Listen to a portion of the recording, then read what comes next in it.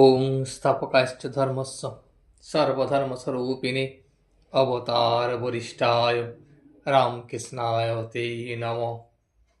ঠাকুর, মা ও স্বামীজির চরণে শতকোটি প্রণাম। অজ্ঞানতিমিরান্ধস্য জ্ঞানাঞ্জনশলাকয়া চক্ষুরুন্মিলিतं যেন তস্मै শ্রীগুরবে নমঃ। ঠাকুর ঘরে তার ছোট্ট তক্তপোষ্টিতে বসিয়া আছেন। নরেন্দ্র, ভবনাথ, বাবুরাম, মাস্টার সমস্ত ভক্তগণ মেজেতে বসিয়া আছেন। ঘোষপাড়া ও পঞ্চনামী এইসব মতের কথা নরেন্দ্র তুলিলেন। ঠাকুর তাহাদের বর্ণনা করিয়া নিন্দা করিতেছেন। তিনি বলিতেছেন, ঠিক ঠিক সাধন করিতে পারে না, আর ধর্মের নাম করিয়া ইন্দ্রিয় চরিতার্থ করে। আর নরেন্দ্র বলিলেন, তোর আর এসব শুনে কাজ নাই। ভৈরবী ভৈরবী এদেরও ওই রকম।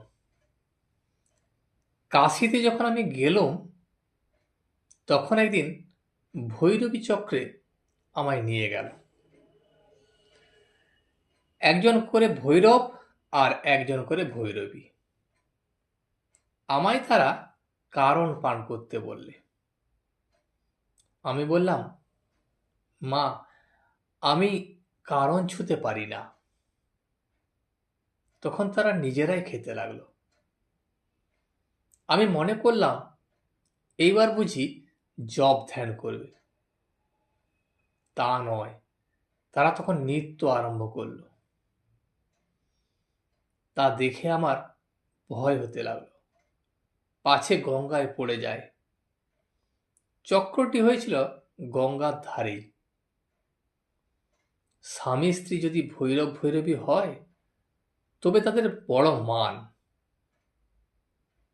নরেন্দ্র আর অন্যান্য ভক্তদের ঠাকুর আরো বললেন, কি জানো, আমার ভাব মাতৃভাব, সন্তান ভাব। মাতৃভাব অতি শুদ্ধ ভাব, এতে কোনো বিপদ নাই। ভগ্নী ভাব এও মন্দ নয়, আর স্ত্রী ভাব, সে বীর ভাব, বড় কঠিন। তারকের বাপ ওইভাবে সাধন করত, সে বড় কঠিন, ঠিক ভাব রাখা যায় না। নানা পথ ঈশ্বরের কাছে পৌঁছাবার। মত হলো পথ। যেমন কালীঘরে যেতে নানা পথ দিয়ে যাওয়া যায়, তবে কোনো পথ শুদ্ধ, আবার কোনো পথ নোংরা। শুদ্ধ পথ দিয়ে যাওয়াই ভালো। অনেক মত, অনেক পথ, আমি সবই দেখলাম। এসব আর আমার ভালো লাগে না। পরস্পর সব বিবাদ করে, এখানে আর কেউ নেই। তোমরা আপনার লোক, তোমাদের বলছি। শেষে আমি এই বুঝেছি, তিনি পূর্ণ, আমি তার অংশ। তিনি প্রভু, আমি তার দাস। আবার এক একবার ভাবি তিনিই আমি, আবার আমি তিনি। ভক্তেরা তখন নিস্তব্ধ হইয়া এই কথাগুলি শুনিতেছিলেন। ভবনাথ ঠাকুরকে বিনীতভাবে বলিলেন, লোকের সঙ্গে মনান্তর থাকলে মন একটা কেমন করে, তাহলে সকলকে তো ভালোবাসতে পারলুম না।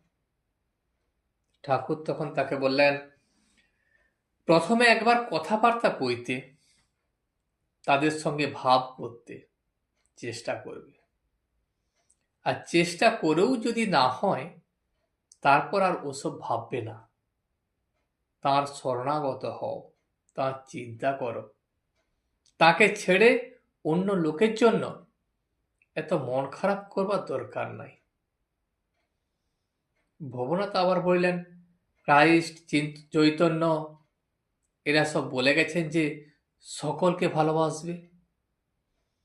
ঠাকুর তার উত্তরে বললেন, ভালো তো বাসবে, সর্বভূতে ঈশ্বর আছেন বলে। কিন্তু যেখানে দুষ্টু লোক, সেখানে দূর থেকেই প্রণাম করবে। কি চৈতন্যদেব! তিনিও বিজাতীয় লোক দেখে প্রভু করেন ভাব সংবরণ। শ্রীবাসের বাড়িতে তার শাশুড়িকে চুল ধরে বার করা হয়েছিল। ভবনাথ বললে, সে তো অন্য লোক বার করেছিল।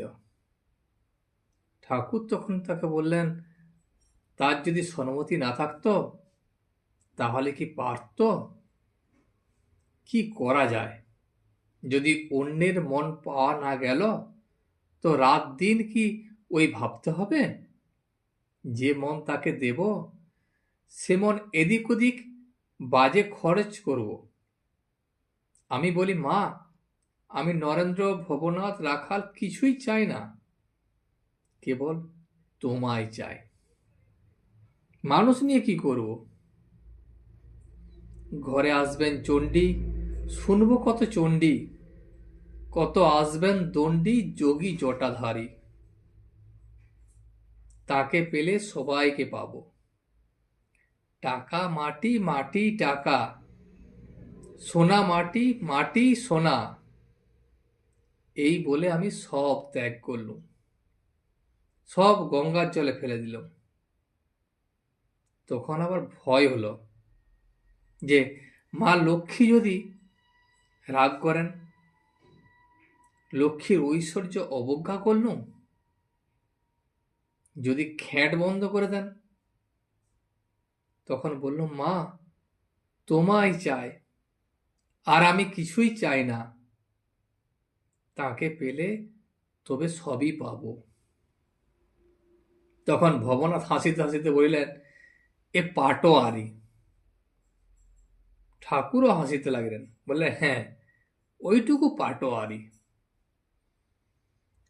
ঠাকুর সাক্ষাৎকার হয়ে একজনকে বললেন, তোমার তপস্যা দেখে আমি বড় প্রসন্ন হয়েছি, এখন একটি বর নাও। তখন সাধক বললেন, ঠাকুর, যদি বর দেবেন তো এই বর দিন যেন সোনার থালে নাতির সঙ্গে বসে খায়। এক বরেতে তার অনেকগুলি হলো, ঐশ্বর্য হলো, ছেলে হলো, নাতি হলো, সবই সে পেল। ভক্তেরা সব ঘরে বসিয়া আছেন, হাজরা বারান্দাতেই বসিয়া আছেন। ঠাকুর বলিলেন যে, হাজরা কি চাইছে জানো? কিছু টাকা চায়, বাড়িতে বড় কষ্ট, দেনা কর্জ, তা জব ধ্যান করে বলে তিনি কি টাকা দেবেন? একজন ভক্ত বললেন, তিনি কি বাঞ্ছা পূর্ণ করতে পারেন না? ঠাকুর বললেন, তাঁর ইচ্ছা, তিনি যদি চান তাহলে পূর্ণ করতে পারেন, তবে প্রেমোন্মাদ না হলে তিনি সমস্ত ভার লন না। ছোট ছেলেকে হাত ধরে খেতে বসিয়ে দেয়, বুড়োদের কি কেউ দেয়?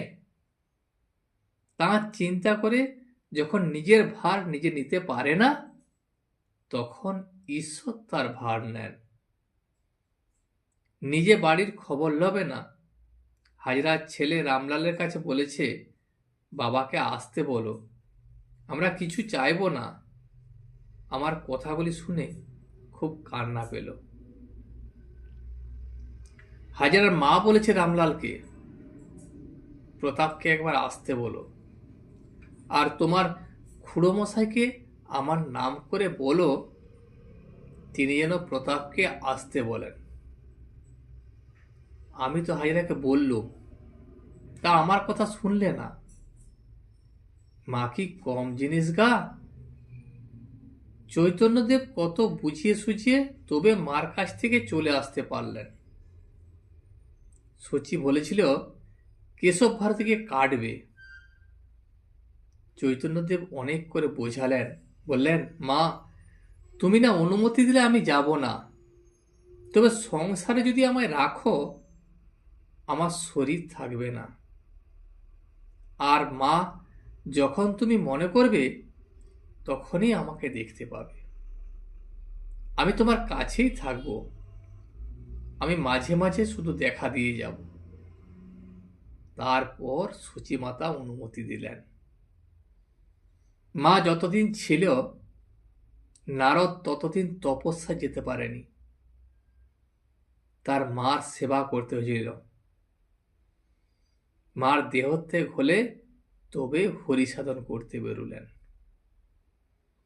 বৃন্দাবনে গিয়ে আমার একবার ফিরে আসতে আর ইচ্ছা হলো না। গঙ্গা মার কাছে থাকবার কথা হলো, সব ঠিকঠাক। এদিকে আমার বিছানা হবে, ওদিকে গঙ্গা মার বিছানা হবে। আর কলকাতায় যাব না। কৈবর্তের ভাত আর কতদিন খাবো? তখন হৃদয় বললে, না, তুমি কলকাতায় চলো। সে একদিকে টানে আর গঙ্গা মা একদিকে টানে। আমার খুব থাকবার ইচ্ছা। এমন সময় আমার মাকে মনে পড়ল। অমনি সব বদলে গেল। মা বুড়ো হয়েছেন। ভাবলুম, মার চিন্তা থাকলে ঈশ্বর ফিশ্বর সব ঘুরে যাবে। তার চেয়ে তার কাছে যায়, গিয়ে সেখানে ঈশ্বর চিন্তা করব নিশ্চিন্ত হয়ে। তারপর নরেন্দ্রকে বললেন, তুমি একটু তাকে বলো না। আমায় সেদিন বললে, হ্যাঁ, দেশে যাব, 3 দিন গিয়ে থাকবো। তারপর যে সেই আর গেল না। ঠাকুর ভক্তদেরকে বললেন, আজ ঘোষপাড়া ফোসপাড়া কিসব কথা হলো? গোবিন্দ গোবিন্দ গোবিন্দ, একটু হরিনাম একটু বলো। কোড়ার ডাল টোড়ার ডালের পর পায়েস মুন্ডি হয়ে যাক। নরেন্দ্র গান গাইতেছেন। এক পুরাতন পুরুষ নিরঞ্জনে চিত্ত সমাধান কররে, আদি সত্য তিনি কারণ কারণ প্রাণরূপে ব্যপ্ত চরাচরে। জীবন্ত জ্যোতির্ময় সকলের আশ্রয়, দেখে সেই যে জন বিশ্বাস করে। অতীন্দ্রিয় নিত্য চৈতন্য স্বরূপ বিরাজিত হৃদকন্তরে। জ্ঞান প্রেম পুণ্যে ভূষিত নানা গুণে, যাহার চিন্তনে সন্তাপ হরে। অনন্ত গুণাধার প্রশান্ত মূর্তি, ধারণা করিতে কেহ নাহি পারে। পদাশ্রিত জনে দেখা দেন নিজ গুণে, দিনহীন বলে দয়া করে। চির ক্ষমাশীল কল্যাণদাতা, নিকট সহায় দুঃখ সাগরে। পরম ন্যায়বান করেন ফলদান, পাপ পুণ্য কর্ম অনুসারে। প্রেমময় দয়া সিন্ধু কৃপানিধি, শ্রবণে যার গুণ আঁখি ঝরে। তার মুখ দেখি সবে হওরে সুখী, তৃষিত মন প্রাণ যাঁত তরে।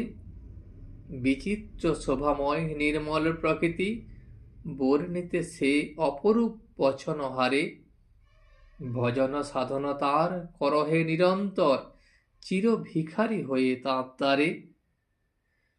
চিদাকাশে হল প্রেম পূর্ণ প্রেমচন্দ্রদয় হে, উথলিল প্রেম সিন্ধু কি আনন্দময় হে। জয় দয়াময় জয় দয়াময় জয় দয়াময়। চারিদিকে ঝলমল করে ভক্ত গ্রহদল, ভক্ত সঙ্গে ভক্ত সখা লীলা রসময় হে। জয় দয়াময় জয় দয়াময় জয় দয়াময়। স্বর্গের দুয়ার খুলি আনন্দ লহরী তুলি, নববিধান বসন্ত সমীরণ বয়। ফুটে তাহা মন্দ মন্দ লীলারস প্রেম গন্ধ, ঘ্রাণে যোগীবৃন্দ যোগানন্দে মত্ত হয়ে হে। জয় দয়াময় জয় দয়াময় জয় দয়াময়। ভবসিন্ধু জলে বিধান কমলে, আনন্দময়ী বিরাজে। আবেশে আকুল ভক্ত অলিকুল, পিয়ে সুধা তার মাঝে। দেখো দেখো মায়ের প্রসন্ন বদন, চিত্ত বিনোদন ভুবন মোহন। পদতলে তলে তলে সাধুগণ নাচে গায় তারা হইয়ে মগন। কিবা অপরূপ আহা মরি মরি, জুড়াইল প্রাণ দর্শন করি। প্রেম দাসে বলে সবে পায়ে ধরি, গাও ভাই মায়ের জয়। ঠাকুর এবার নাচিতেছেন, বেড়িয়া বেড়িয়া নাচিতেছেন। সকলে কীর্তন করিতেছেন আর নাচিতেছেন, খুব আনন্দ। তারপর গান হইয়া গেলে ঠাকুর নিজেই আবার গান ধরিলেন। শিব সঙ্গে সদারঙ্গে আনন্দে মগনা, সুধা পানে ঢল ঢল ঢলে কিন্তু পড়ে না মা। বিপরীত রততুরা পদভরে কাঁপে ধরা, উভয়ে পাগলের পাড়া লজ্জা ভয় আর মানে না। মাস্টার সঙ্গে গাইয়াছিলেন দেখিয়া ঠাকুর বড় খুশি। গান হইয়া গেলে ঠাকুর মাস্টারকে সহাস্যে বলিতেছেন, বেশ খুলি হতো, তাহলে আরো জমাট হতো। তাক তাক তাধিনা ধাক, তাক দাধিনা, এইসব বোল বাজবে। কীর্তন হইতে হইতেই সন্ধ্যা হইয়া গিয়াছে। আজ এই পর্যন্তই। ভিডিওটি শেষ পর্যন্ত দেখার জন্য আপনাকে অসংখ্য ধন্যবাদ। ভিডিওটি যদি আপনার ভালো লেগে থাকে তাহলে একটা লাইক, কমেন্ট এবং বন্ধুর সাথে শেয়ার করে দেবেন। সাবস্ক্রাইব করে পাশে থাকা বেল আইকনটি বাজিয়ে দেবেন, যাতে আপনাদের নতুন ভিডিওগুলি সর্বপ্রথম আপনার কাছে পৌঁছে যায়। জয় শ্রী রামকৃষ্ণ, জয় শ্রী রামকৃষ্ণ, জয় শ্রী রামকৃষ্ণ।